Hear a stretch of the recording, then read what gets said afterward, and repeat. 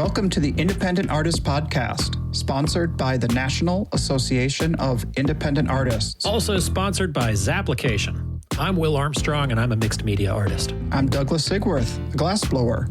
Join us as we explore the topics that affect the lives and livelihoods of art show artists. Hey everyone, it's that time again here at the Independent Artist Podcast. Looking forward to spending some time with you. Will, it's good to see you. Nice to see you, Douglas, too. It's been a crazy couple of weeks since the last time we spoke, and I'm excited to jump back into this thing. I'm up in northern Minnesota, and the air quality is so terrible right now because of the fires coming down from Canada. My sky is yellow. It's a little intimidating.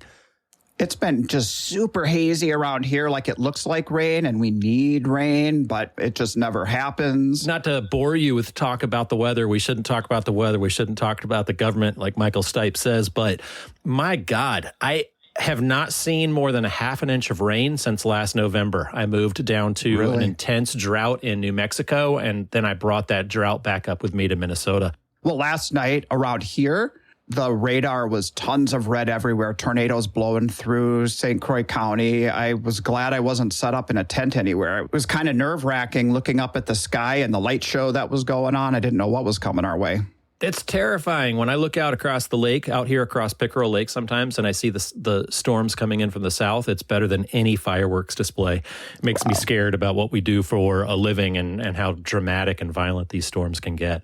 You know, last weekend, I did see on social, there were some shows that got hit really bad, tents down. It's traumatic. It is traumatic. I am so sick to death of the easy up, easy down kind of argument that people trashing on the easy ups. And granted, an unweighted tent is the first one that's going to go down. But these were trim lines and craft huts and easy ups and Euramax. It didn't matter. If I rent weight when I go to Des Moines, and I've had 1,000 pounds of weight on my tent. But if the weather wants you, it's going to fold you flat. It doesn't matter. Yeah, we can do what we do to prepare, but you're right. If it's your time, it's going. Absolutely. I mean, don't get me wrong. We've all been next to the farmer's market setup where you're next to somebody in a pop-up tent who has a bottle of frozen water as their weight. But my God, I mean, I've been in Austin when a little twister has come through and left my easy up neighbor and wrapped my craft hut around a telephone pole. I've climbed up the telephone pole to pull my tent down off of it. So we've all been there, and when it's your turn, just hope you don't lose too much work. There you go. Help your neighbors out. Yeah. Well, for me, this week of getting ready, it's been like this whole year of COVID has been leading up to this moment. I hate to sound really dramatic about it, but such a drama queen. I know. Honestly, though, a bunch of things were coming to a head. The first thing is that I'm getting old. My aging body can't be schlepping all of this heavy stuff in and out of my small little trailer or in and out of the back of my Chevy van. I don't have one of those tall trucks that people can just step up into. And so all of COVID, I'm thinking, when I get back to shows, I'm going to do this differently. And I had lots of different ideas of how it was going to be that way. Now that I have to leave for 3 shows in a row going out on this tour, which is totally different than just going out for one and coming back again. Yeah. A tour is a different beast. Different beast altogether, going up in the mountains and all that. So I wanted to get a new tall van. They're nowhere to be found. Did you hear about the whole microchip thing, or do you know anything about that? About the vaccine microchipping us all and Bill Gates controlling our minds? Not that. No, that is a whole separate thing. Oh, a different microchip. We'll get to that later. This is the microchips that are running the van. So apparently, I think you just go to the dealership and you say, okay, I want this van. What do you got? There's none to be found. There are no vehicles until next year. So I'm like, okay, well, that's out. And I can't keep going and doing the shows the way I used to because I will be injured. I will be laid up for weeks at a time. I have to figure out a new plan. So I went out and I started looking for a new trailer. And I found a trailer that is tall enough for me to stand up in. Nice. And I was going to outfit it just like I did my old trailer with shelves and stuff to slide things into. And then it dawned on me. I've been looking at the photographers and how they do their cart system. Yeah. You know, how they can wheel in with 4 or 5 big carts and just set up their stuff and then wheel it off and put it back in their truck. Yeah, Greg Turco has a masterful setup. He built himself road cases, and they're so nice, and they're so rock and roll looking that he can have them in his booth, and he doesn't have to actually put them back in his van. Like he's got the master class in setups, as far as I'm concerned.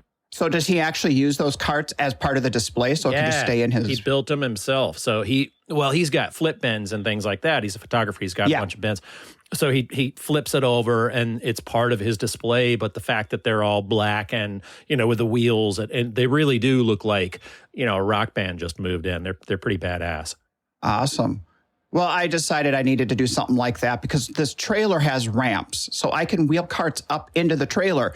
So this whole hot week that we've been dealing with, I've been trying to custom make these carts that are balanced so that one can go on either side of the trailer with my panels and my tent and my weights in them and all this kind of stuff.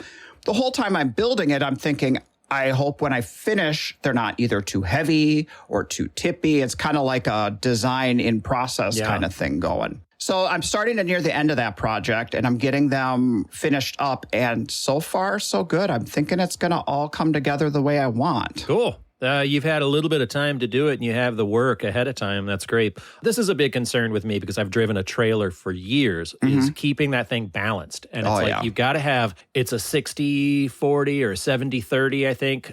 Most of your weight has to be on top of your axle. Basically, I'm doing when you're getting Christmas gifts for your kids, how you're like, I give, $100 for this one, $100 for that one. I'm doing that in the trailer. It's like if I'm putting this on this side, I'm putting that on that side. So it's completely balanced. Oh my God. That's great. I mean, I have 2 girls and they're 2 years apart and maybe I'll have to balance it out money wise with gifts now, but I kind of balance out with shiny.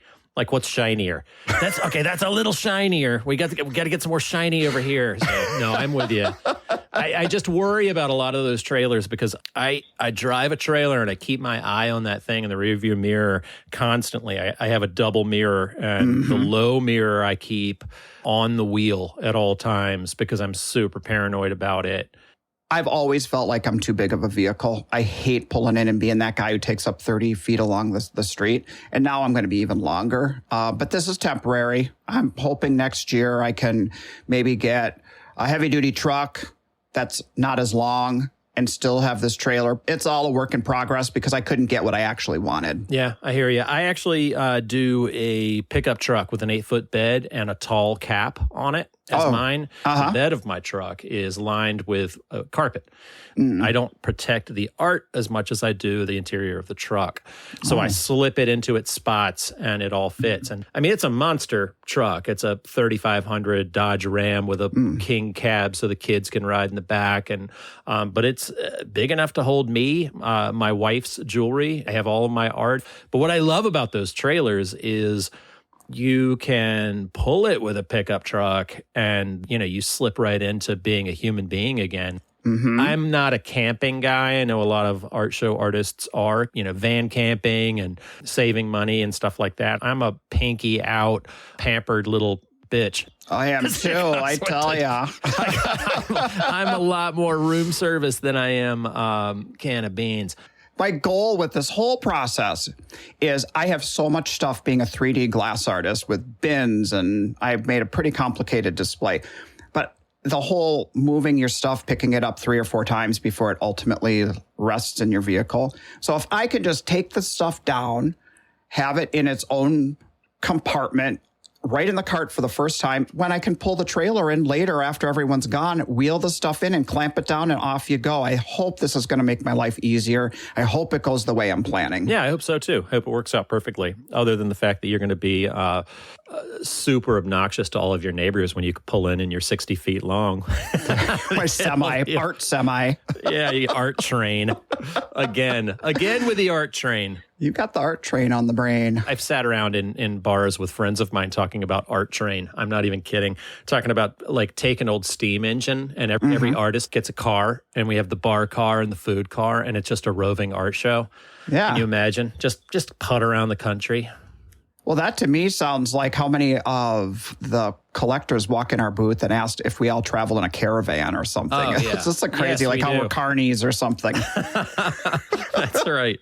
I was standing around at a show with a good friend of mine, Amy Carstensen, and we're sitting there having a cup of coffee, and it was a chilly morning. And she leans over, and we're like standing there just trying to stay warm and wait for the crowds to show up. And she leans over and she's like, "Have you noticed how some of us have started to look homeless?" That's right. I have totally thought that. And there goes a friend of ours walking his dog with a rope. It's just part of the mystique, I guess, of being art shows. But sometimes we do start looking like carnies. Oh, for sure. Yeah. And it's, we start sleeping in our van. It takes its toll on you. It's interesting. It would be a great podcast to talk to different artists about their setup. I remember going by one friend's trailer, and they had their trailer set up in downtown. I don't remember what city it was, but they're like, "Oh, you want to check it out?" And you open it up, and it's like trailer glory. It looked exactly like a hotel room, but they're on the street in a busy downtown, and they've got queen-sized bed. And I mean, their trailer was just their camper. So I don't know, kind of interesting. Well, we hear about the trailers getting stolen these days. Can you imagine you're in your trailer all decked out, relaxing, someone hooks you up to there and drives you away? Yeah, that's not actually too funny, man. I mean, I can definitely see that happening. When I travel with my trailer, I have a boot. Oh, yeah. It works for dual purposes. Obviously, it protects your trailer and it keeps you from getting pulled away. It looks like a city boot, and it's helped me from getting tickets before getting towed. And we're like, "Oh, somebody's already taken care of this asshole. He's booted." Yeah, right. It's like... Well, the salesman who sold me this trailer, I picked his brain on, I said about what is the best way to lock it up because trailers are getting stolen. And he basically let me know that we're sitting ducks. He goes, if they want your trailer, even with the boot on the wheel, they come in and they take the lug nuts off and pop on new tires and off they go. So it is something to keep our eyes on out there. That is, that's a bummer. Yeah. Hey, so I was up in the middle of the night this week again. I'm not totally certain you sleep at all, Douglas. I really don't. I have my activity Garmin watch. I seriously, there's some nights I look at it. I'm like, I got no deep sleep. That's not good. No. But I was up in the middle of the night because I woke up and I'm thinking about that we just got home from Ann Arbor. And I've been feeling really confident about getting back out in the world again. We've had our double vaccination for a while. I understand the whole concept of being vaccinated doesn't prevent you from getting COVID, but it prevents you from getting sick and dying from COVID. But what came into my mind was, well, what happens when we get exposed to COVID and get it? What's our responsibility at that point? Because do I have to now not go to a show for fear of spreading it? Okay. Because that's a catch-22 right there. Yeah, it's a catch-22. And you posted that on Facebook on the NAIA board, and I wanted to come over to your house and strangle you. I don't know. I felt like you just grabbed a hornet's nest and just shook it all up. There's a great New York Times article that Jay McDougall sent me talking about why not to panic. And I think a lot of people are panicking right now because a lot of the unvaccinated are getting sick. A lot of people are also getting sick, too, because our immune systems are compromised because we've been wearing masks and been in our houses for so long. My family got laid low with a set of colds, and I managed to not get it, but my daughters were both sick. We got tested for COVID because they were too young. My 13-year-old has now had her first shot of Pfizer. So Pfizer is actually okay for 12 and up. Anyway, she'll be ready to go for school. Great. We worry because my 11-year-old is too young to get it. My wife got really sick with this cold. And I'm like, okay, well, let's get tested. She got a rapid test at Walgreens. It said 24 hours she'd have the results. She had the results in less than an hour. Cool. I mean, we are in rural Minnesota. This is kind of the country where it got laid low with COVID because people were not getting vaccinated. Yeah. I don't want to get in any trouble here. Somebody gets sick and they're like, well, I heard it on the podcast. There Bill you Armstrong go, told me that I was bulletproof. So anyway. This whole podcast is our take on things. So it is not any kind of expert advice in any regards. Right. And I am not a scientist. I'm just some artist, okay? Yeah. But I read a lot. I read the Times. I read the different articles. I read The Week, which gives you both sides of the story. But this is science. It's not goddamn opinion. You know, read the science. I worry when people start saying, well, what about this? What about that? It starts feeling like the beginning of 2020, and there's a lot of Chicken Little happening too, where the sky is falling. Again, I'm just an artist, and I'm more of the guy who's like, look, I've given you a year, you know? I'm tired of it. Yeah. Of course we are. We are all tired of it. I will be as responsible and as good of a citizen as I can. You know what? I'm tired of wearing my mask to protect the people who refuse to get the vaccine. I'm done with them. I'm completely tired. And granted, yes, I know the argument. We're not protecting the unvaccinated. We're protecting the hospital workers and the frontline workers. I get it. But I've taken a year off. You take a year off this year. Mm-hmm. Yeah. It is frustrating as all get out. We feel like we're at the end of this. And now we have this. We could be. We could be a lot further. You know, I had a physical this week, and the doctor was a lot like how you're sounding, Will. He's like, we are in a country where we have so much privilege. We have access to these vaccines, and we're throwing vaccines away. There are well, that's what makes me crazy too, Douglas, is because I'm sorry to cut you off, but I'm hot about this topic. Yeah. This country has taken so many of the vaccines that we could take to any other country, we could give them away. This time we decided we'd be selfish and take it. You know what I mean? Right. We could give it to all of these other countries who are literally dying. Yeah. So many thousands of people. It's just a heartbreaking scene in India. In March of 2020, when this started, I thought, I can't go a month without income, let alone 16 months. And now we're at the end of it, and we are actually able to go out and sell our work again, and to have the threat of Delta shutting down shows in September. Don't even talk about or it. making us stay home because we got a breakthrough case. All of that is just, it's hard to deal with. It is. You know, I mean, it's a shame that this thing has become politicized, but the past 4 years politicized everything. The way that politics has gone, and I think with social media, it's had our team versus your team. There's very little of this joining in the middle. The talking points on conservative media this week has done an about face. They are actually now talking about getting the vaccine. Too fucking late. Well, it is too late, but if it can start happening, let's make it happen. I mean, there's just too much. So anyway, I went into a big box store to get my daughter vaccinated, and there was no one waiting in line to get the vaccine. No one came along to get the vaccine while we were waiting. Nobody came along to get the vaccine while we waited our 15 minutes afterwards to make sure that she was safe. Nobody waited for the vaccine or got the vaccine while we shopped. We might have been the only person to get vaccinated that morning, that day. Wow. I don't know. And to only be at 40 some or 49 or 45% of vaccinated in our country right now, and to have there not be like lines going out the door is just craziness. It is crazy. It's crazy. And I remember back when you and Susan traveled from Santa Fe to Texas. Yeah. They had it set up in a convention center, and you're sending photos on social media, and it's like a ghost town. It was. They had a convention center set up for people to get it. They were set up. If the Stones had come in, they had the security. They had the infrastructure. Wow. I mean, if they had come out, it looked like a Rolling Stones concert, or, I mean, I'm aging myself. People still go see the Stones. Sure. But anyway, it's still a 60,000 person attendance. You know what I I'm mean? a huge Stones guy. I always have been. I love that there's a record for every little different thing that I've gone through in my life. You know, I was born in 1970, so I didn't get the heyday of the Stones. But, I remember when Tattoo You came out and all this stuff. So I don't know. I got tickets in Minnesota, and yes, I'm upset about the potential of people canceling art shows. Don't cancel art shows. Don't do it. Also, really, like, you better not fucking cancel my Stones show. These guys somebody's going to die. That one even tops the art shows. That's like, don't cancel your Stones. It doesn't top it, but It's up there. No, it tops it. Yeah, I've got sixth row seats. I'm excited to go see the Stones in Minneapolis. Wow, that's inside. awesome. I hope that Ticketmaster makes you have a vaccine pass. I hope they do it. They've been threatening to it, but I hope they can open things back up. And yes, people can fake it, but if you haven't gotten vaccinated, that is absolutely your choice, 100%.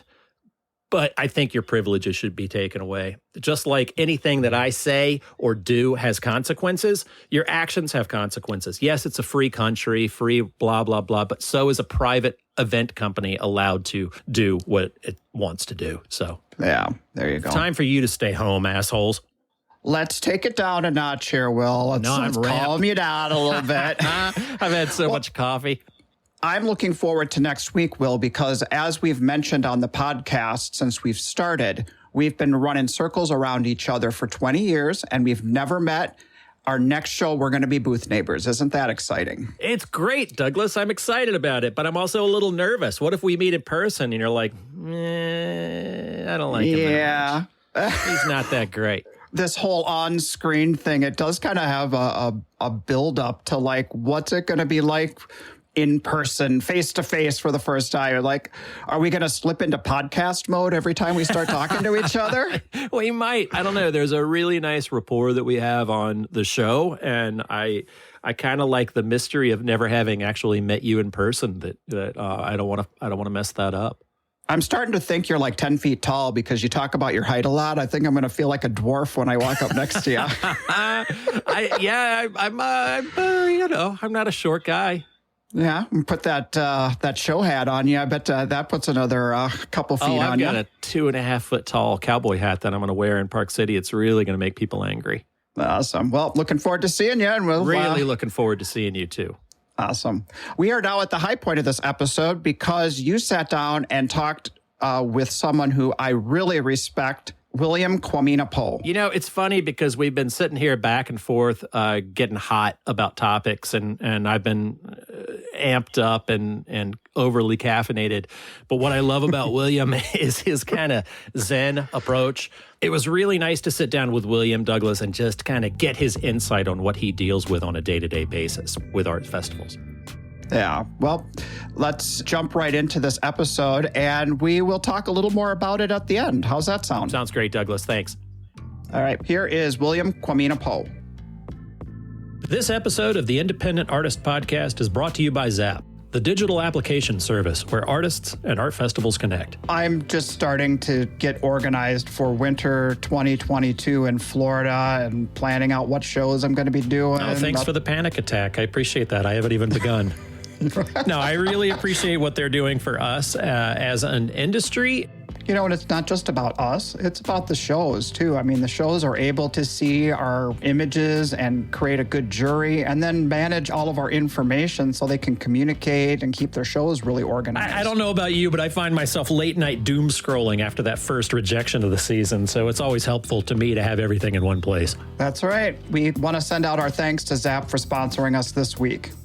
I am pleased to welcome William Kwamena-Poh to the Independent Artist Podcast. William is one of those artists that you see on the circuit that is one of the best in our business. He's an intricate watercolorist. What I love about him is that he continues to grow and continues to learn and continues to get better.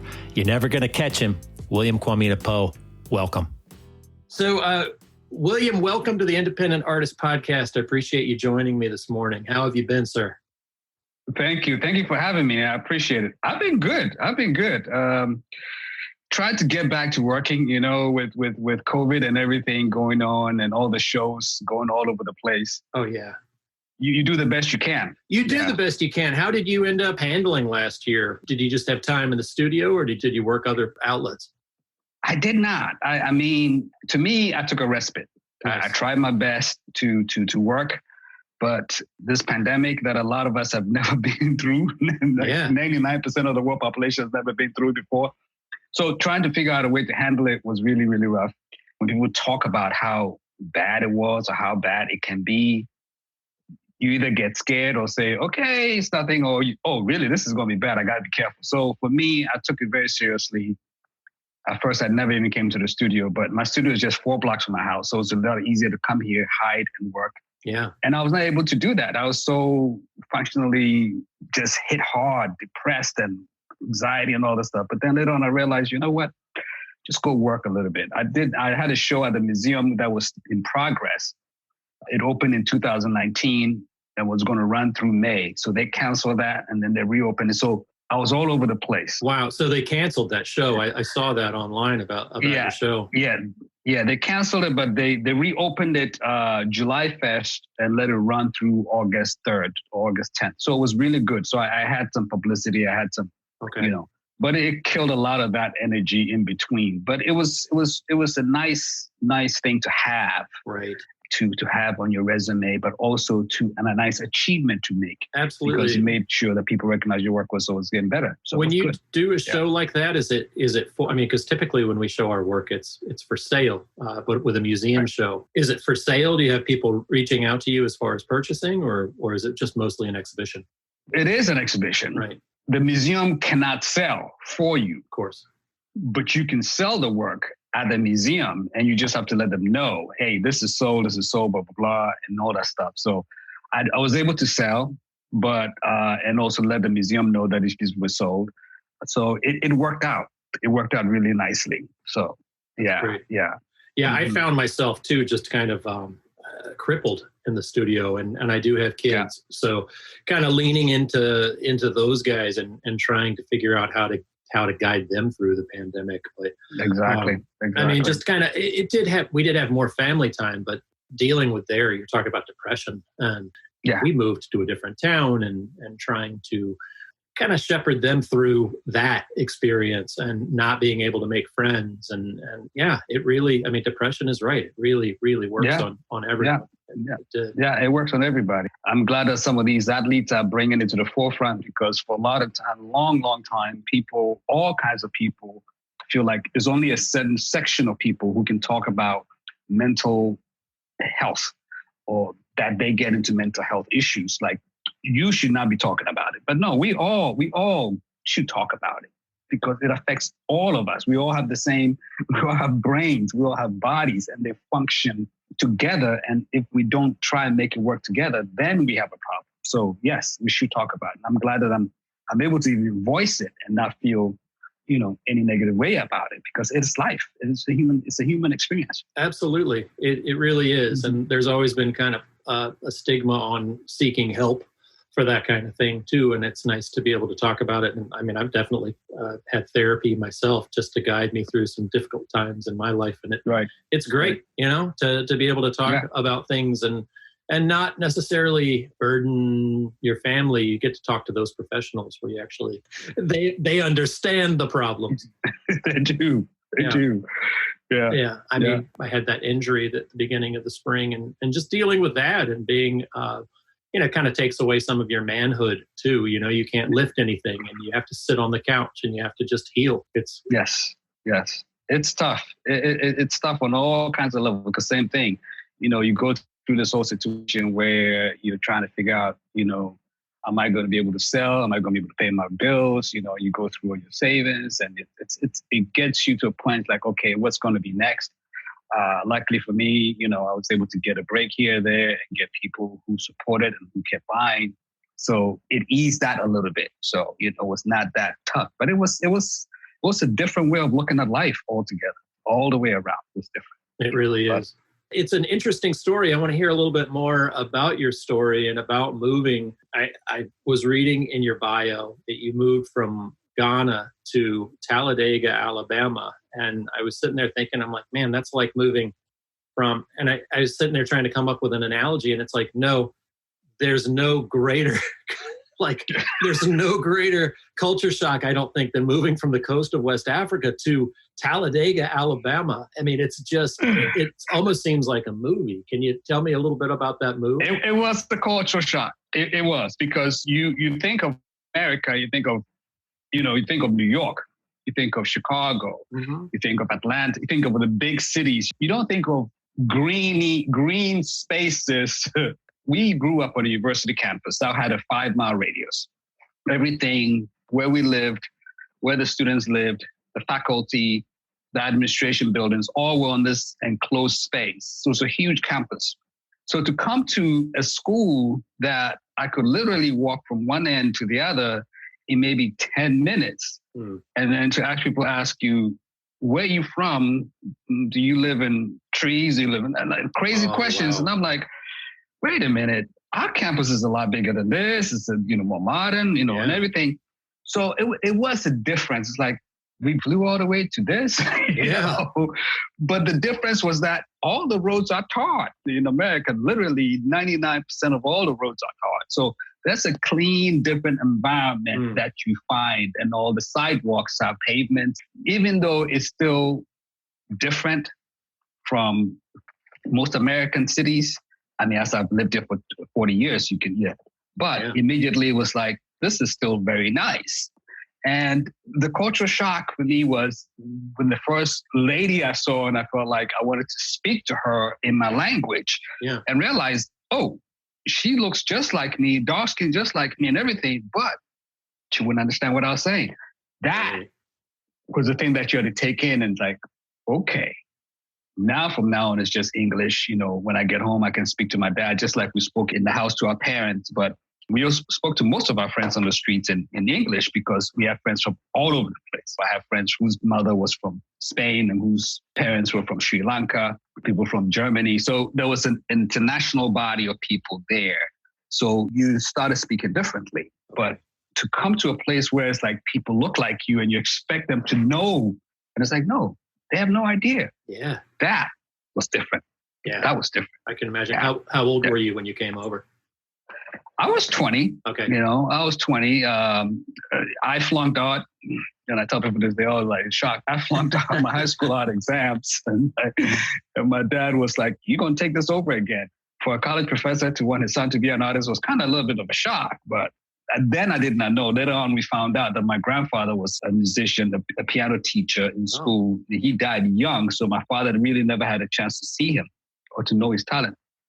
So because of that, when he saw that I had a little gift, he wanted to nurture that. And so it was great. It was great all the way around because being a middle child, you felt like you were useless. You never got the attention you wanted because the older is the son, the younger is the man who has all my dad's name, and then my sister after me. So it's like, you're second born? Oh, we don't want you. That's how I felt, so. Yeah. But you realize he took us all equally. There was no favoritism with him, but you can favor yourself and you can see yourself in a different light. And that's how I grew up. But when I realized that he would help me and my art was a voice that I could use, it was wonderful. Yeah. So I started working on it. He got me private tutors to help me. And then when I flunked out, he got me a private tutor who told me that, okay, from now on, you can't use an eraser anymore. Because if you have an eraser in your hand, it's a mental excuse that you can make a mistake and fix it. But when it's taken away from you, there's no chance for you to think that I can make a mistake. Now it's like I got to use all these lines to create. And that's how he taught me. Just never pick up your pencil from the paper. And don't get me wrong, I don't draw like that anymore. But that's the way I was taught, that you should use all your lines to blend them and move them and make them create the pieces that you want, And again, we grew up in a system where watercolor did not really dominate. It was mostly oils for most artists, Right. So yes, if you're sketching, you can always do that, and then you can expand your canvas. Whereas for me, with paper, I had to have the sketch and not all the pencil on it so that it would be too difficult to erase and work the work. So I learned to change a little bit, but that mentality of teaching still existed within my head and within my approach. And then when I got to Talladega College, there was another instructor, James Huff, who really taught me how to see light and how to use diagonal lines. And that became the whole idea, or the whole crust of my work, in terms of every time I painted, I wanted to make sure that the people or the images had diagonal movement in them. In that way, when you look at it, you have a comfort. Your eyes feels like everything is moving and you don't understand that. That's because the diagonal lines keep you moving within a still image. And with the light balance in it, it makes it very, very wonderful. So James was fundamental to where I am today. And he was mostly with... And may he rest in peace. Yes. Oh, it's amazing to have teachers like that, the ones that really make a difference and kind of step in and the things that you fall back on. And I can hear certain teachers saying things to me, and in my head. And it's like, sometimes I don't even think it made a difference at the time. And then those are the ones that kind of echo around in your head. Was he helped you with your composition, and how do you kind of compose a piece? Oh, he did. I remember I was working on a piece. At that time I lived in Chicago, and I was driving through the South, and I called him up, and he lived in Winston-Salem, and I wanted to stop by. And he says, yeah, come by. So I stopped by and I showed him this piece in progress, and he asked me, I was okay with him giving me advice. I'm like, yeah, sure. He says, because I appreciate it, because you've always given me credit. And, you have to give credit where credit is due. And so he told me what my talent or my gift was that I have this gift where I take little puzzles and can put them together. I'm good at designing. I'm good at forming things. And I was having a problem finishing the piece. But once he told me where my direction was and what I was good at, I went back and I was able to finish that piece without a break, because it's like, oh, this is what you do. This is what you're doing is strong. And you feel like, oh, this is a different thing. I'm messing it up. But no, he said that those are your strong points. And so it really helped me, hone on that and work more with those tools that I have, instead of going to try to find more tools and add more tools. Because initially when I was in school with them, I did a lot of pointillism. I also did a lot of pencil work. I never liked the canvas because the bounce of the canvas was never something I felt comfortable. I always wanted a flat surface. When I graduated and I was like, I'm looking for something, because the pointillism was taking so long. I'm like, okay, let me go find something to create with. So I went and started looking at watercolor. And when I saw gouache, which I did not know at that time was gouache, the only difference was that the watercolor tubes were half the size of gouache and twice as expensive. Yeah. And I'm like, oh, well, I'll buy this brand of watercolor. It's less expensive. And so I kept on buying the gouache, not knowing that was a whole different, it was opaque. It's not transparent. But to me, when you're self-taught, you didn't know. You know, this is paint.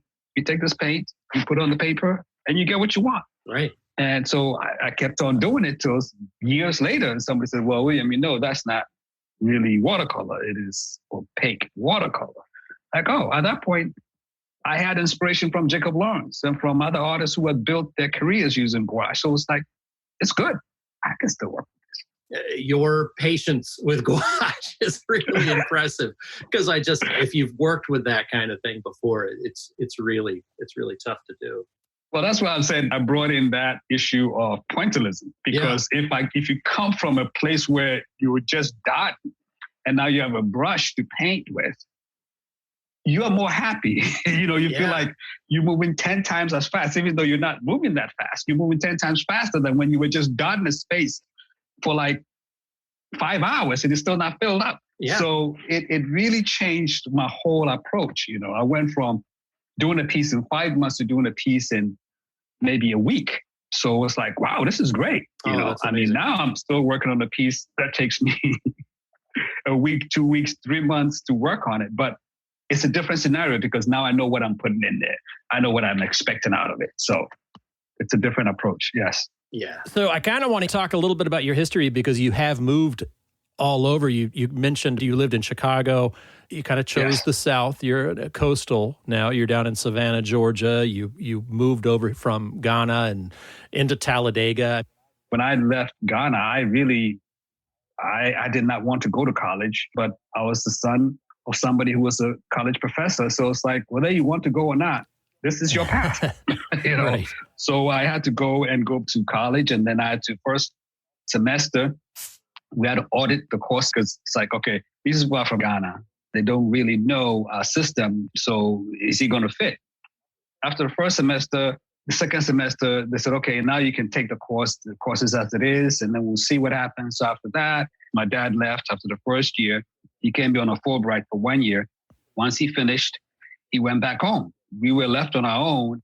I had to figure out how to survive. And it was good because I had a little bit of a talent in the beginning. I started drawing and I started painting, and I started communicating with the professors to say, okay, you can buy this, but you can invest in my work to do this, to do that, to do this. So I immediately created this this board of professors who helped me fund my art and helped me get some prints so I could immediately sell prints and all that. So it was interesting. You learn business quickly if you want to survive. You learn how to adapt. Yeah, you absolutely do. Your professors, did they kind of guide you into this career, learning how to sell your work and to do festivals at all? Because a lot of times academia, they don't necessarily love the art show world. They didn't. You're right. They didn't. Because back then, I didn't even know anything about it. I do recall that I went to a show in St. Petersburg, and I think it could have been Mainsail. I am not sure. It was so funny. I flew with my artwork and everything. By the time I got there, all the glass broken and everything. So I displayed it without the glass. Then I got an award from this judge. It's my first award. I asked the judge, I'm like, so you gave me this award. Okay, so where do you think I should go to art school? Because I'm not in art school. And the judge says, well, I would advise you to stay where you are, because if you go to art school, they will change your style. They will try to make you paint the way they want you to paint. But you stay with who you are and develop your own. That's great advice. So I took that. Yes, it was fantastic advice. And so I took this advice and kept so with it didn't change your style, and you just kind of you progressed. I progressed. I wanted to expand, but then again, there was this hesitancy on my part also, because sometimes something new is always difficult. So I did what I could. I had a few college professors who were advisors beyond just teaching me how to actually live the American life, because sometimes we come from different parts of the world, and the mores and the folkways of life we're not used to here. You bring your own, but most of the time as males coming from a place like the continent of Africa, we're very chauvinistic. So I was able to get some of my college buddies, males, who taught me how to be a better person and to be a better human being as far as the female species were concerned, because we can be very aggressive, and it's like, dude, we don't do that here, blah, blah, blah, blah. So they helped me change my way. So yes, I got people who helped me to do that. Well, I moved to DC for a year after I graduated. And that's why I've met a lot of artists who helped me with my career. One was Joseph Holston, and another one was Paul Goodnight. These are really big, huge African-American artists right now. They gave me advice as to what to do. And that time I didn't have a portfolio. I had maybe 5 or 6 pieces that were strong, and they were like, do this, work hard. So I started when I got home. I worked in this gallery from 11 till 6 in Adams Morgan area of Washington, D.C. And so when I got home, I immediately went to bed, woke up about 2 o'clock. I painted till like 4, and then went back to bed, woke up about 9, got on the train, got to work, come back, repeat, kept on doing this, because that was the only way I could do to build a portfolio. Otherwise, the work will suck up all the energy out of you. And you realize 20 years now, you look back, it's like, I'm still working for somebody, So that helped me. DC was the foundation for me to help my mentality of realizing that if you want to be more than an artist, more than working for somebody, this is how you got to do it. You can work for somebody during the day, you're young, but now is the time to really, really hone the talent and develop it. And when you have a portfolio, when you have works, you can go out and do shows. But if you don't have any work, you're just going to be wailing in the wind. Absolutely. What kind of gallery was that you worked in? Was it were you selling, or was it like a frame shop too, or? It was both. It was a frame shop and it was a fine art gallery. At that time, 1984, 85 was the height of the Cosby Show.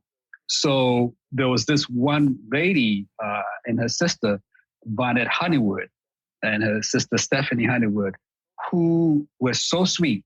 Oh, God bless their souls. Always giving me advice, always helping me out whenever they came in, because Vonette Honeywood's work literally was in the whole house of the Cosby Show. So when you looked at her, you looked at the set, you saw Vonette's work. And so they were able to help me, give me advice and stuff like that, how to work, how to proceed. And Stephanie was wonderful about other galleries to call and see if they'll carry my work and stuff like that. And so initially they helped me find other places to show my work. So that was really, really excellent. That's incredible. That's incredible advice. I just find it interesting because I feel like any job that I've had throughout the years, it's always kind of helped carry me into the next step. Like, well, I'm just working at a frame shop and I don't think it's valuable until now I'm 50 and I'm creating this work. I use those skills all of the time, kind of lean back into them. Right. Each one is a step to get you to the next level. And sometimes we want to skip them, but you can't. You just can't skip the steps. What you can do is to be able to have somebody to hold your hand through that step that you've not gone through. So it's a lot easier to go through it and to listen. And sometimes we don't. When we are young, it's like, hey, I know I can do everything. I remember when I first saw James Hall's work when I got to Talladega, he did this huge portraits of African-American women, almost 4 feet, 6 feet, foot canvas of just portraits, heads of big, beautiful. He made it look simple. And because it looked simple, I was like, I could do that. He realized, no, you can't. It took me a long time. I'm still working on trying to build to that level of mastery. So it's something that if you have somebody to help you, then it's a lot easier. So I'm glad that I had those people who've come through, who have been able to help me and still do teach you what to do and how to behave, right, and even how to talk to people. So DC was really a very nice bridge because I was there for just 1 year, not even a year. I was there from May through maybe December, and then I moved to Chicago, and I was in Chicago for 10 years. And Chicago, that's where the women raised me. That's where they gave me understanding of life, and that's where they gave me more appreciation of how to be a better man, how to be a better person. And I have a very good friend, Edie Armstrong, and her whole crew who were there to hold my hand. And then her sister, Diane Peoples, became my mom. They were the ones who initially, because her husband was a graduate of Talladega College, and he came to Talladega when I think in my senior year or my sophomore year, one of those, or junior year, one of those. And he owned a McDonald's. And I was like, wait a minute, you're a black man and you own a McDonald's? I was like, what? Are you serious? He says, yeah. Bill was very big. I'm like, yeah. I was like, wow. I was shocked. I'm like, fresh off the boat, this guy owned a McDonald's. Like, what? And so I said, well, I'm an artist. If I come to Chicago, will you do a show? Oh, yeah. Very big, very talkative. So I'm like, I'm like, okay, great. So I got his information. I started writing. Right. Of course, those days you couldn't just email. You just wrote him. He didn't respond, and his wife, which is Diane, took it up and says, listen, you promised this guy, we got to do it. So they did the show for me. And so when I did the show, I made $600. I'm like, what? You thought you'd arrived. I arrived. I'm like, I'm moving to Chicago. I got to go over here. So yeah, that's Chicago's. It can kind of chew you up and spit you out. To go through that weather, being from Ghana, we don't have 4 seasons, We have the dry season, and then we have the rainy season, the wet season. So we really don't have those other nuances: the spring, the winter, fall, winter. And then the winter. So here winter, yes, real winter. You have to get a coat. You have to get more layers underneath that. And, starting in October, you put on these layers and you don't take them off till May, if sometimes if it is, So it was a different scenario, but it was fun. It was like, I've never been in snow before. So it was so nice, so exciting to be in the snow. But it wears out. It wears out quickly after 10 years. It does wear out. I fell in love with a Minnesota girl, and I met her brothers, and I came up in I'm from Virginia, and we have 4 seasons, but it might get down in the 30s or something, and we'll get the occasional cold day, but my Virginia winter coat did not hold up in Minnesota. So I'm up in Minnesota. Her brothers didn't really warm to me until I bought a real coat. Then I bought a real coat, and they're like, "Oh, okay, he's around here to stay." Yeah, okay, he's here to stay. Got it. But that's amazing. How'd you get into art shows in general? Like just like doing festivals? Did you have somebody kind of show you the ropes and teach you that way? I think the first show I did was Hyde Park had a side show. Yeah, that was for artists who were not getting into the main show. So it's like the community fair or something like that. So I started doing that, and then the DuSable Museum also had a show. And there was another one on 87th or something like that that also had another show. So we had all these small pop-up shows. And I started doing because, again, like I said, I was trying to figure out how to make money and how to sell my work to survive. So you hear about a show, you want to go see it. So you learn about, you got to buy, you have a tent, you have to do this. It was just indirect word of mouth. But when you saw the small shows, you realize this is what I got to do. So you go find out how you can acquire those things. And initially, I just had easels. I didn't have any panels or displays. So, I just had easels that I set up my work on. And that way, when the wind came, you were getting blown away. Oh, no. You learned pretty quick. Yeah. You learn quick. It still took a while. I learned slowly and realized that this was the way to go because the galleries take a lot of percentage, man. Oh, yeah. They take a huge percentage. People don't realize that they take 50%, 60%, some even take 70%. And I'm like, I worked too hard to give you half of my life, Right. So the best way to go is to go to the art fair where you can meet with these people, the clients, the end games, people who want to buy and who are going to take your piece home and see how you can do. Yeah. So, you start learning slowly. So it took a while. First 2 years, or maybe when I was in Chicago, I probably would say I started doing shows in maybe 1990, seriously. Okay. I did a few gallery shows before then. That was all I knew was the galleries was the way out. I worked with the galleries. I worked with one in Chicago, the Wood Shop on 75th Street. I worked with another one, my friend Michael Phillips, God bless his soul, he passed. And I worked in this gallery also for a few years. So he taught me how to frame. He taught me how to, again, organize myself and stuff like that. He was in Evanston, so I had to commute, but that was nice, So I learned all these things. I was still trying to find a job, but then I realized these jobs were not working because initially, when we came, we went to visit friends in New York when my dad was here. And we drove. And when we drove, my father had this Datsun, Nissan, Datsun. And we've had our coats and our clothes inside in the back seat of the car and also in the trunk. Yeah. But when we went to visit our friends, we just left our clothes inside of the car. And then the trunk was locked. And we went upstairs and we visited. And later on, after we got comfortable, like, let's go and get our clothes and bring it up, bring it in and settle it. When we got there, somebody had broken into the car and smashed the back window and then grabbed everything. So my jacket, I had a suit and my jacket had my passport in it. Oh my gosh. So right away, I got illegal. Right away, I didn't have any papers. So even all the way through my time in college, they worked with me. They tried to get me my papers, but they were not used to. They didn't know how to work it. They didn't know how to get you nothing. So I never really got instituted again into legal status till Reagan came up with amnesty. And so when I was in Chicago in 89, I was able to use that amnesty program because it was if you'd been here since 1980, you could apply for amnesty. So we did. Yeah. I met a young lawyer from Chicago. He was from Nigeria originally, and we became buddies. And he helped me. He literally took me through the whole process, like pro bono, got me my papers and everything. Oh my gosh! So it was so wonderful. It was so wonderful. So I didn't have to marry anybody to do anything. So I was able to act crazy again. Not in a bad way, but. No, I got you. Yeah. Yeah. Just have the freedom again, really, right? Yes, exactly. Yeah. Exactly. When was that in New York? This was 1981. Okay.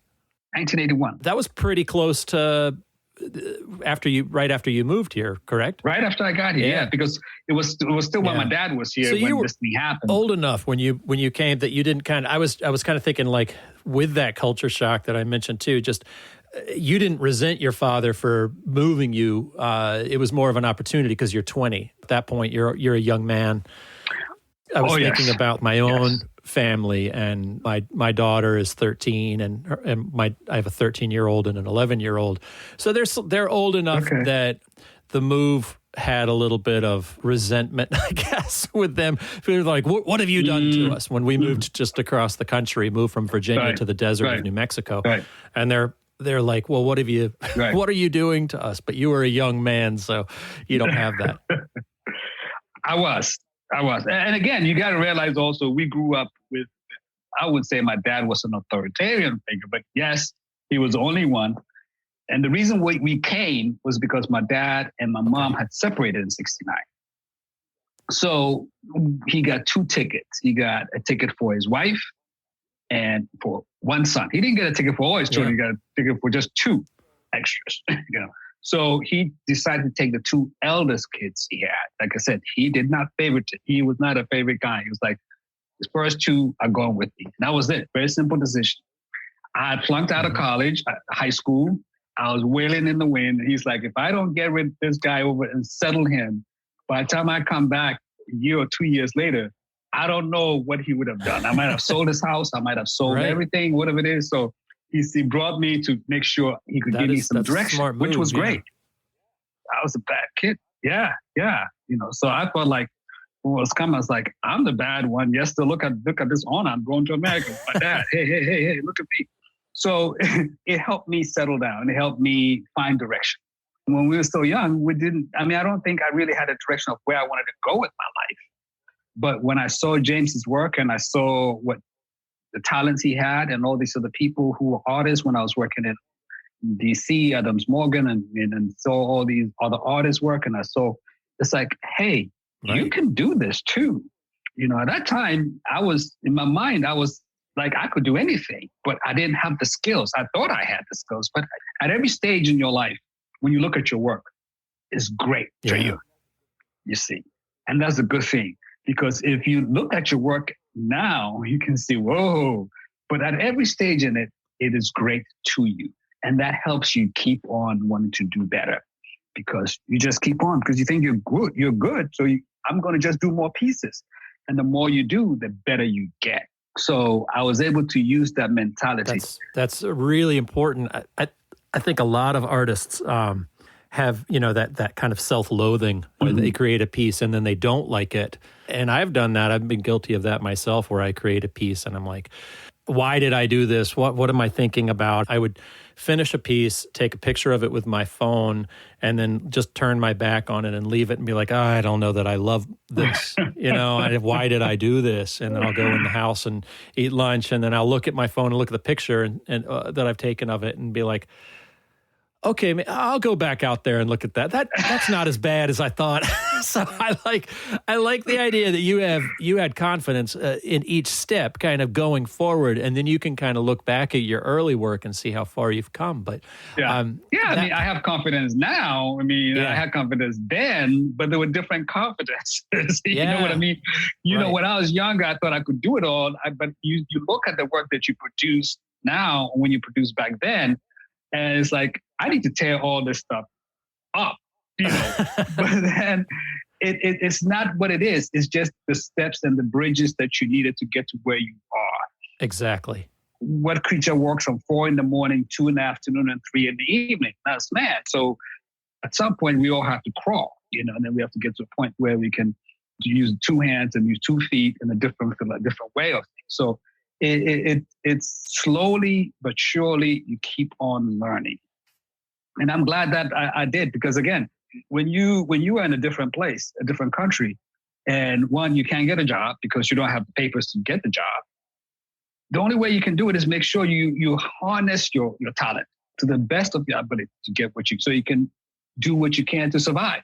Because if you're just trying to keep looking for a job, and after I graduated with a sociology degree.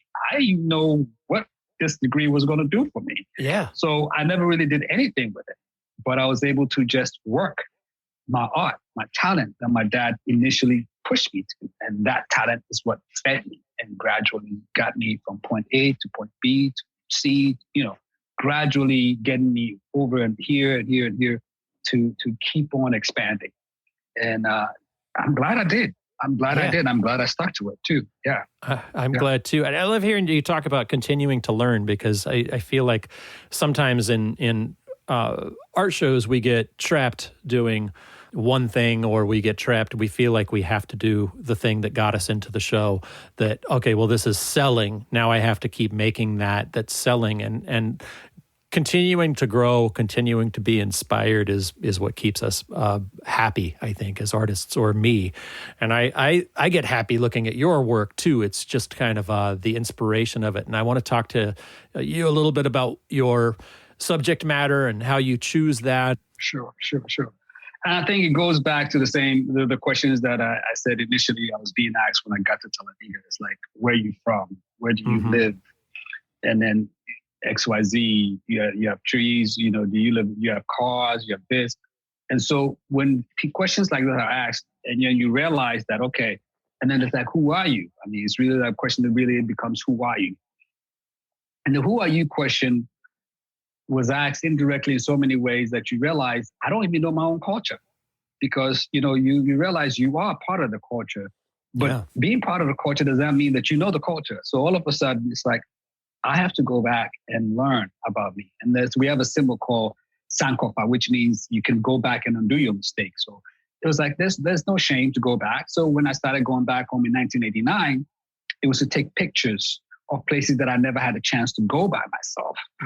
So I started taking all these pictures of fishermen, or taking pictures of women in the market, taking pictures of people in Ghana, because now I wanted to share them with people so people could understand me better. But also, if I took a joke in English, in my language, my tree language, and I translated it into English, the punchline might be from left to right, everybody will miss it, and nobody really understand what I'm talking about. Right. But with art, I can give you a bridge. I can show you a little bit of my country. And slowly you can say, oh, okay, this is nice, blah, blah, blah, blah. So that's what I started doing. I started using my work to educate myself and to show, because if I know where I'm from, or a little bit of where I'm from, then I can tell you more stories about where I'm from.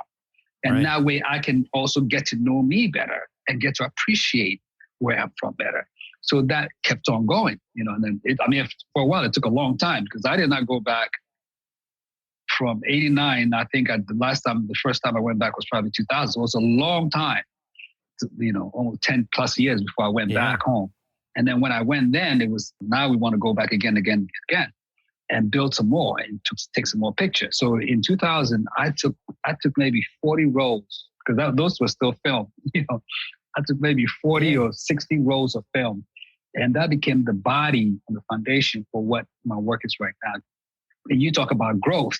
When I was in Talladega, I did what I called abstract realism, where half of my work was very abstract, and then half of it is very realistic.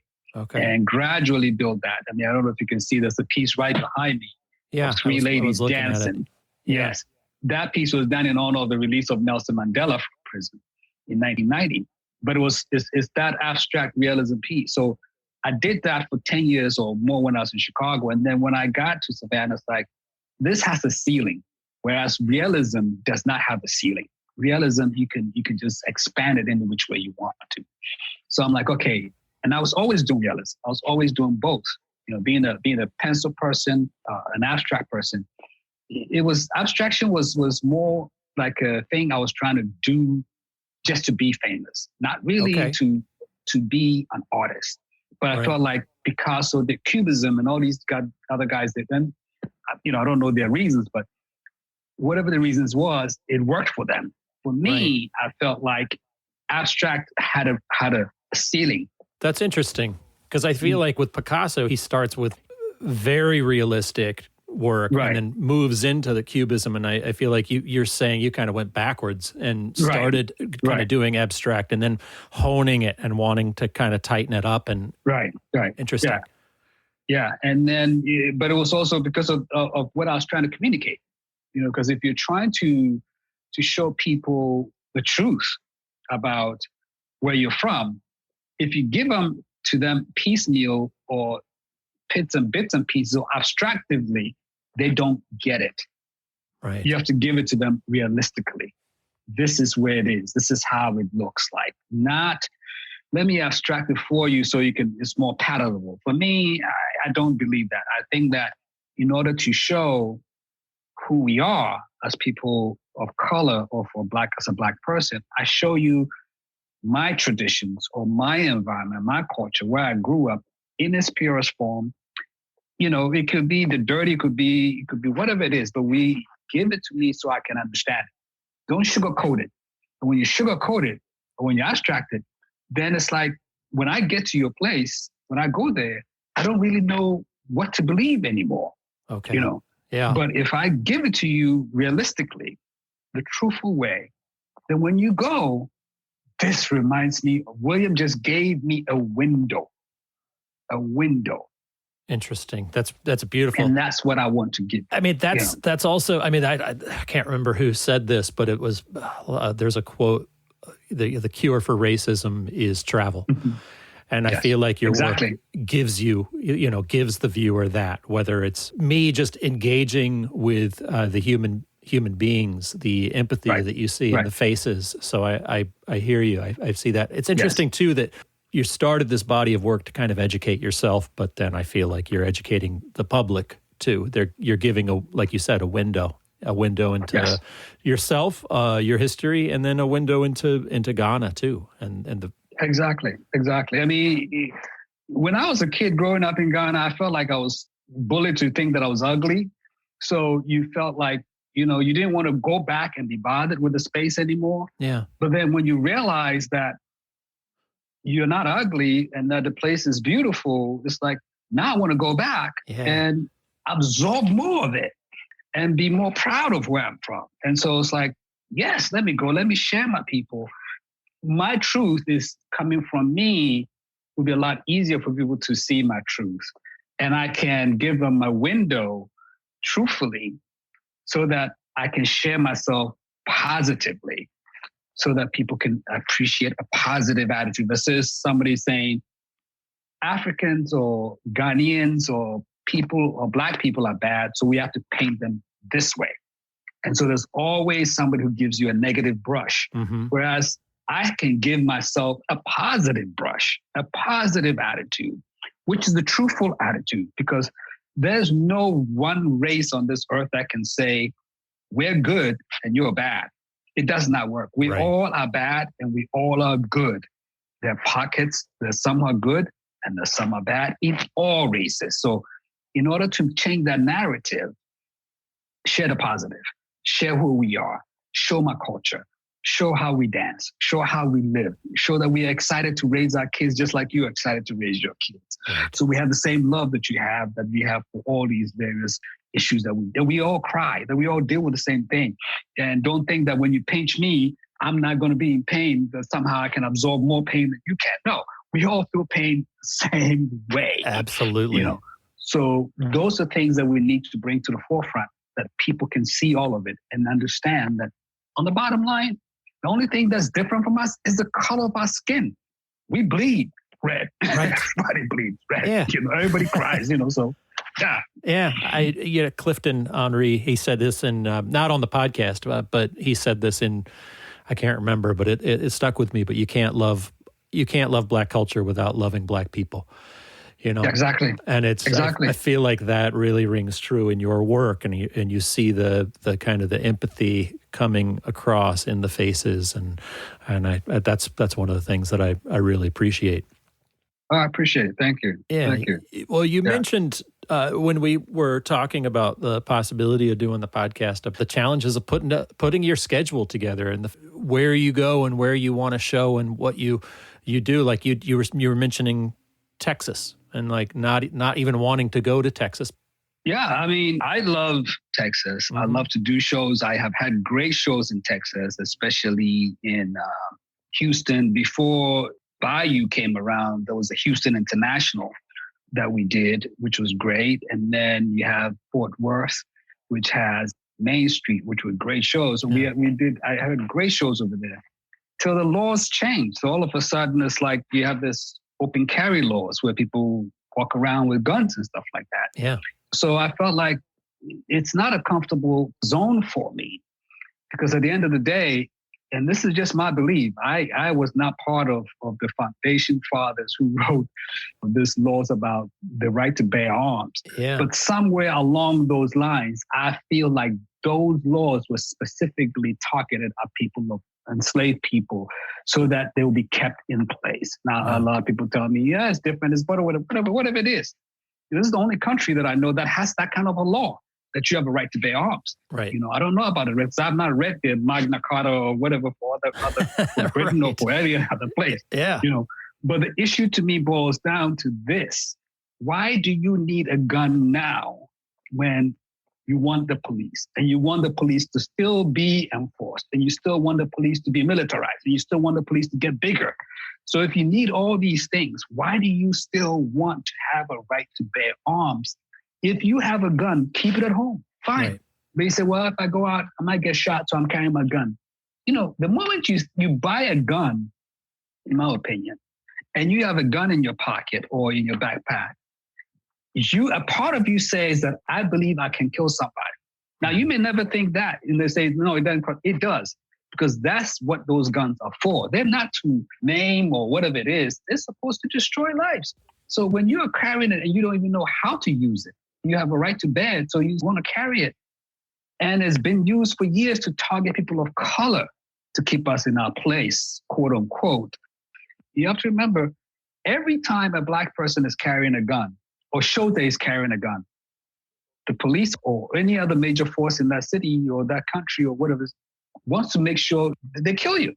They said every citizen has a right to bear arms. But if we all do, why is that when I'm carrying it, I'm more dangerous, twice as dangerous than the person who is just white carrying the gun? So it makes me very uncomfortable to go to Texas. I would love to go back to Texas, but I feel like I can stay within a certain zone, a certain place, and be okay. Even when I'm driving, going to shows, there's, ever since Trump came into power and politicized, made everything. I mean, like Billy Joel said, we didn't start the fire. It was burning before we got here. And it's so true. Trump did not start it. It was burning, and it's always been going on.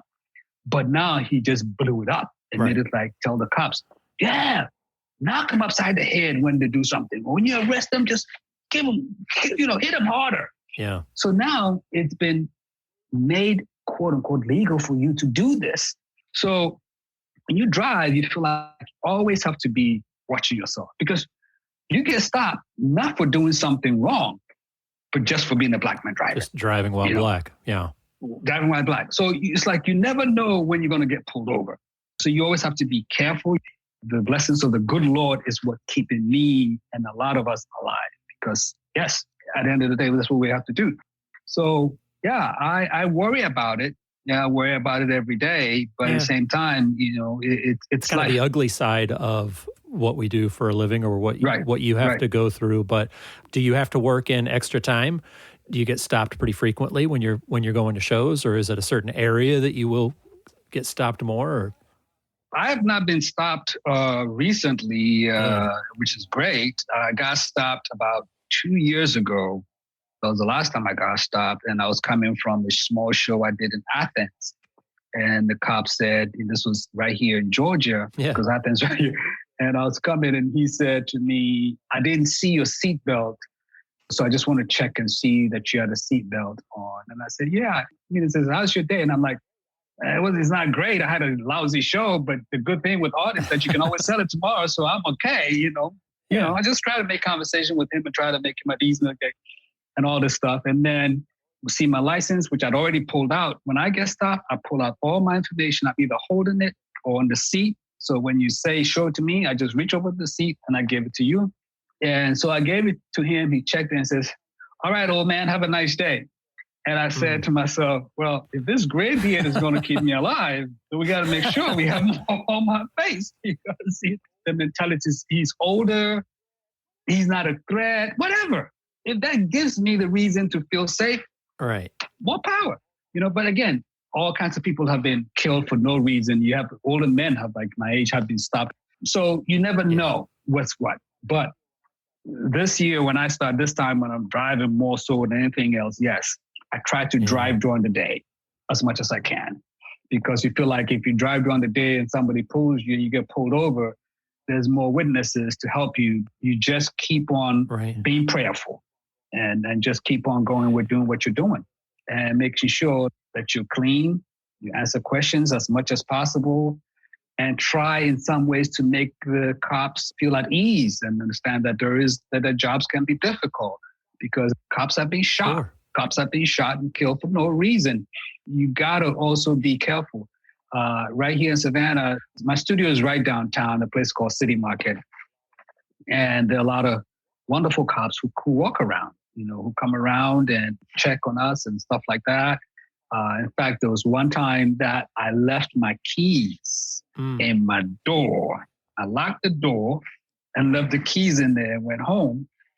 And these cops came around. And the building is still secure, so there's not like an outside entrance. But the cops came around and took the key, took it to a club right around here, which is in the same building. One of the guys who works there knows me. He has my information. They text me and he says, "Yo, is this your keys?" I'm like, "Yeah." I says, "Well, the cops is right here." Oh, wow. So I got out. I got back, and I got my keys. The cop says, "Yeah, I'm the one who." So I shook his hand and I thanked him. Yeah. Yeah. And we move on. Of course. Absolutely there are. I wanted to bring it up just because, part of the podcast is to kind of understand each other's experience and what goes on. And it's like the last person that I spoke with was Daryl Thetford. And then he and I are talking about putting together a schedule and just, to recognize the privilege that we have in not having to think about that, and just to have more empathy for each other and our experiences. Last time I was in Fort Worth, I see a family of open carry walking down. There's like a bubble of nervous energy around all of the guns in this family that's carrying their guns and a little boy who's carrying an assault rifle. Mm-hmm. And you never know what's going to trigger that kind of thing in public. Mm-hmm. And clearly they're doing that just to make people feel uneasy. In just to take that to your level and to understand what you go through too. That's what I kind of feel like the purpose of this whole show is to kind of understand each other a little bit better and to share how our experiences are the same or how they are different. Of course. And thank you. Like I said, thank you so much for having me and having this conversation on all kinds of levels, because it is important, and yes, sometimes to see people like that, I don't get a chance to see a lot of people outside of law enforcement who are carrying guns. Mm-hmm. I see pictures, but I try my best to not to get engaged in all kinds of people who have guns, because it's not an energy I want to be bothered with. At the end of the day, I'm here to share and to work. And I know that, we cross people all the time. And I probably have dealt with a lot of people who have guns, but I didn't know that they had guns on them. And try to deal with people on an easy level, because I don't want confrontation. I'm one of those who I just don't, even when I have small confrontations with people that are friends and I still have to deal with it, I have a problem dealing with it, So then just imagine getting angry and going out there and trying to fight with somebody in the street who you never know who has got. So it's tough. It is. Yeah. So last year, it taught us quite a bit to be stuck behind our screens and to sit there and watch the world kind of burn, whether it was the protests, the Black Lives Matter protests that were going on at the same time that COVID had everybody kind of locked up and scared. It's amazing to have had to have done that kind of sitting at home. We deal with the public so often. It's great to be able to come back out on the street and just experience life with our friends again.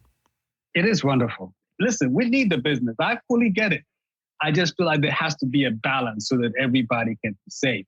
And we should all be masked still, because like with this new variant that is just starting to rise up, we have to be very careful. So I get both sides. I get part that when the business to stay open, because yes, we do need to be in business and we need to sell, we need to have products, we need to engage people to get back in normal. But the thing that I think is key is that we all have to remember we've never been here before. Right. 99% of us who are living have never been here before, never crossed this bridge. So it's best to be more cautious than to say, well, let's do this and let's do it because we've always done business, so let's go ahead. But we've never had a pandemic to this level. There have been a few that came around, like Zika and Ebola and all this stuff, but they're never to this level. Right. We were able to kind of keep it under wraps and handle things. So we got to figure out how we can fight these new variants and this new virus or this pandemic, whatever right. you will call it. It's unusual for all of us. Yeah. So and nobody fight it should be together negative too. Not one side versus the other. We all have to get together. Right. It should be a great moment for our country. And no doubt. Well, William, I had kind of this idea to close out our conversations by just asking, what do you want to do with your business next? Are you happy doing art shows? Do you have any other aspirations? Where do you want to take yourself next? I want to really develop my work and be more comfortable sharing it on a broader scale. I like to do maybe a few other museum shows so it can be where the people who don't see us at our shows can see the work. So I would like to build that bridge. It's just a tough road because you always have to create with the notion that I can't sell this, or if I want to sell this, I got to do this. I don't pay fast enough to be able to build that kind of portfolio, but I'm going to try because after I renovated my studio, my energy has changed. I have now, it's like I have a new love affair. That's great. With my space and with my work. I always loved my work, what I did, but I had carpet on this space for 20-something years and was finally able to remove the carpet. And you feel like you can breathe again. It's also lighter because the green carpet made it a little bit darker. And then I painted all the walls equally white and my panels and everything. So it feels lighter and it's a lot easier to walk around. So what I would like to do is work a little bit harder so that I can get to a point where I can share with more people and bring more people closer to understand what we're going through. And go back home and build me a little cottage, that I can call my own, that I can every once in a while go chill and somewhere along the line, just go back home. And then reverse it instead of living here and going back home. I want to live there and come visit here if it's possible. But again, right now I'm past 50, I'm 61. So it's a different scenario. It's like, okay, I'm not talking about retirement because as an artist, we never retire. So long as I have energy, I'm going to keep working. I'm going to keep expanding. I'm going to keep painting. I'm going to keep doing what I do.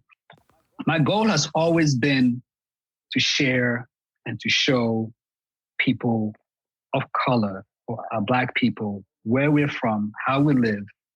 I don't want it to be just the American perspective because even though I'm sharing an African ideology, I'm still painting in America. So I'm sharing both. So I want to go and really show my people in Ghana what I've done so that they can also see what we've lived and that we come home and hopefully we're still Ghanaian and we've not become American Ghanaian, or we've not become African American. Right. So those are the things that I would like to share, but also be more willing to expose. And the children have always been the precious thing. So if you can show children, when I graduated from high school, my mom, who was a headmistress, a teacher, gave me a job at one of the schools teaching. And I immediately realized that I was the lousy teacher. I was like, if you keep on this stuff, these kids will never be happy coming to school because back then, school is still unusual for a lot of people, so it's like, no, I don't want to do this because I'm a little bully. I want out of it. Now I feel a lot better. I can teach a little bit more better, but I still don't have the curriculum mentality to teach. Right. But if kids come into my studio, I'm always willing to engage them, to give them a little bit more inspiration, to let them know, hey, you can do this. We should shake off all these restrictions that as an artist, you can't make money. It's not about money. It's about shared experience. It's about actually keeping the laughter in your system. Mm-hmm. It's also about actually making sure that people know who we are. Society needs artists because what we are supposed to do is to question society. But it's also to keep us alive and to make us see things differently. People, if somebody wants to make money, that's fine. You make the money, come buy my art. My job is to really make sure that I can get people to see us. We see each other. You see me, I see you. Let's do that. And that's what work is supposed to do. And that bridge will help us find the humanity of all of us. And it's important that we do that. It is important. And I see you. I really appreciate Thank you, brother. Yeah, I really appreciate you. Thank you. Thank you so much. And I appreciate you too. Yeah, thank you. Thank you. Well, thank you so much, William. This has been a great talk. All I can say is thank you for the opportunity to share my spirit and my work with you, and I appreciate that. What I've said is what I've said. It's my truth, and I'm going to keep on sharing it as best as I can. And I appreciate you sharing that voice with us. So, well, thanks again. We'll see you on the road. Thanks, Will. Right. Have a good day. Thanks, William. You too. Okay. All right. Okay. Bye. Wow. Thank you for talking to William. That was so enlightening to hear about his experiences in this business. I thank William for talking to me, because all I had to do was to really just sit there and listen. You and me, Will, our privilege is undeniable. And it really is our job to just sit back and to listen. There are privileges that we get that we don't understand. When I was sitting down talking to you about getting ready for a show, or talking to Daryl Thetford about putting together a schedule, I never have to think about what time of day I drive. That has never occurred to me. So to sit down and actually hear and to listen and to understand, I think, is the most important part of what we're doing here. We've all been through traumas in our life, whether it's a car accident or getting into a confrontation, and those can be triggering. But man, to think about that on a day-to-day basis. Absolutely. I mean, I have had experiences in my life that are pretty awful, that bring up that fight or flight response, that fear for your life, to feel like you have to make choices where you don't want to go to a state that has an open carry law, or a place where you could get stopped at night and be isolated. Even though I haven't walked in his shoes, I can relate to that part of his story that is just, it's huge. It's huge. He's such a great guy. I really enjoyed talking to him, and I really enjoy doing this podcast. It gave me a deeper appreciation for what we are doing here, and kind of giving voices to the different artists and what they live through and how they go about their business. So thanks for doing this with me. Yeah, thank you, too. It's important to be able to hear each other, Douglas, and it's exciting what we have planned coming up on the podcast. Well, next week, I've already recorded my talk with Amber Marshall, one of my glass buddies. We sat down and we talked about being glass artists, working in partnership with our spouses. The topic that I kind of really enjoyed talking to her about was the issue of representation. Representation as far as being a woman in the glass studio. I mean, there's a lot of dudes in the glass studio. It's a physical kind of medium. And we get into just being noticed and seen and being a woman in this business. There are a lot of bros in the glass blowing industry. It's glass bros as far as I've been next to a lot. I'm like, they see, there are dudes that, and I've said this to one of my neighbors too. I'm like, they get blurry. There's so many glass blowers that I know that I'm like, you're like, yeah, dude, what's up? And they're just kind of, they're glass bros, and they really have their own energy. So it's really cool to be able to talk to you. And Amber and Mike are buddies of mine. I don't know, is Mike a glass bro? I think he might be. He's definitely a glass bro. He's a glass bro. I'm excited for everyone to hear that talk too, Douglas. You guys don't just nerd out on glass. You get into some really interesting topics. We do talk about stuff a little broader than just the whole glass medium. But yeah, it's great. You better, because otherwise, boring. What are you talking about? I find it very interesting. Oh my God. Shoot me. Well, I'm kidding. You don't just talk about the temperature of your glass furnace or whatever it's called. There are times I walk up and talk to another glass blower and they want to talk about expansion rates and coefficients, and even I go, You guys have a tendency to be like guitarists, and you want to talk about your pickups and your strings and your picks and your knobs or whatever. Knobs. All right, my friend. All right. We'll see you. See you around. He's Ernie. I'm Bert. We'll talk to you next week. All right. Talk to you later, guys. This podcast is brought to you by the National Association of Independent Artists. The website is naiaartists.com. Zapplication.org. Also sponsored by Zapplication. That's zapplication.org. And while you're at it, check out Will's website at willarmstrongart.com and my website at sigworthglass.com. Be sure to subscribe to this podcast to be notified when we release new episodes.